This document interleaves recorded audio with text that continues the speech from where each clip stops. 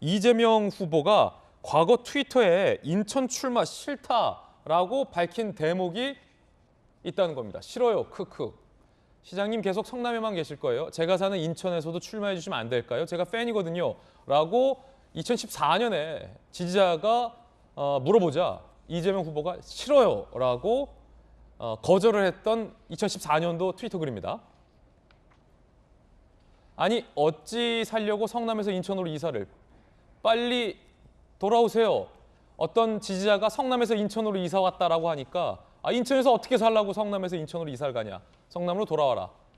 이 글을 이준석 대표가 19시간 전에 당시에 그대로 퍼갔습니다. 인천 비하로 시작이다 라고 비판을 했습니다.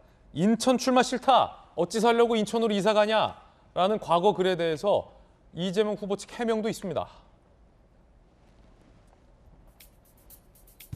어제 기자회견에서 당시 인천시장이 엉망이니까 그런 거다. 당시 인천 유모시장이 엉망으로 하고 있는데 성남 버리고 인천으로 오라 하면 되겠냐. 그래서 싫어야 한 것이다 라고 인천시장 탓이다 라고 해명을 했습니다. 두 분의 의견 궁금해집니다. 김수영 교수님과 손정희 변호사님 어떻게 생각하십니까? 그러니까 뭐 그때는 틀리고 지금은 맞은 건데요. 어쨌든 지금 이재명 고문의 개항을 출마에 대해서 명분이 좀 부족하다라는 어떤 의견이 있는 것만은 분명합니다. 어쨌든 자신의 정치적 고향이라고 할 수 있는 분당 갑에도 얼마든지 나갈 수가 있었는데 개항을로 나가기로 한 것은 결국에는 당선 가능성이 높기 때문에 개항을로 나온 것이 아니냐. 그럼 왜 개항을로 나왔냐? 본인이 앞으로 받게 될 여러 가지 수사에 있어서 유리한 고지를 좀 점하기 위해서 나온 것이 아니겠느냐는 의견이 어쨌든 많이 있습니다. 뭐 본인은 물론 선당 후사의 정신으로 정말 위험한 결정이지만 정면 돌파를 위해서 나왔다고 하나 이제 보시기에는 또 국민들 보시기에는 그럴 거면 분당갑에 나가지 험지에 나가서 오히려 승리를 이끄는 것이 전체적인 지방선거를 이끄는 데에도 도움이 될 텐데. 당시 인천시장이 국민의힘 전신 소속이었습니까? 새누리당의 유정복 시장이었거든요. 예. 그렇다 보니까 이제 본인이 그렇게 인천에 대해서 싫다고 한 것은 인천이 싫어서라기보다는 당시에 이제 시장이 상대 당이었고 잘하지 못하고 있으니까 그렇게 얘기한 것이다라고 얘기를 하고 있는데요. 사실 8년 전에 왜 자기가 인천을 싫다고 했는지에 대해서 정확히 기억해서 답하는 건 아닌 것 같고 어쨌든 명분이 적다 보니까 그 명분을 쌓기 위해서 여러 가지 이야기들을 만들어내고 있는 과정인 것 같아요. 그럼 이 해명이 좀 납득하기 어렵다고 보십니까?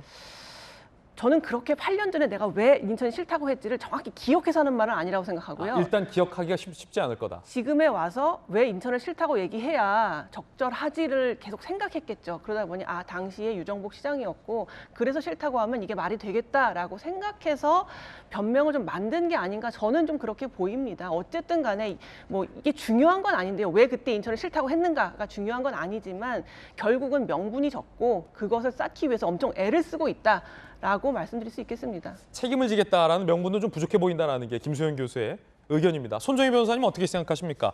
8년 전에 이 트윗이 다시 돌아와서 논란이 된 셈인데.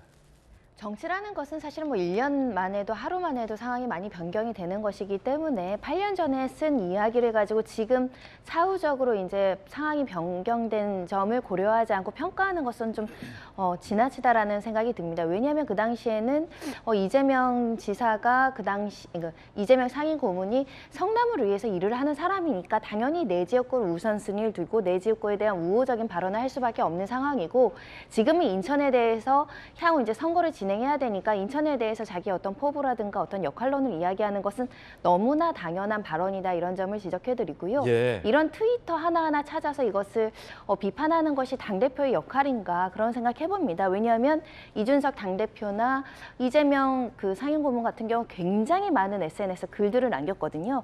그거 다 복귀하면 지금 시점에서 옳지 않은 글들도 꽤 있습니다. 그런 사소한 걸로 트집 잡을 때는 아니고 이재명 상임고문의 이제 이번에 이제 출마를 평가를 한다고 한다면 사실 명분이 없는 건 맞죠.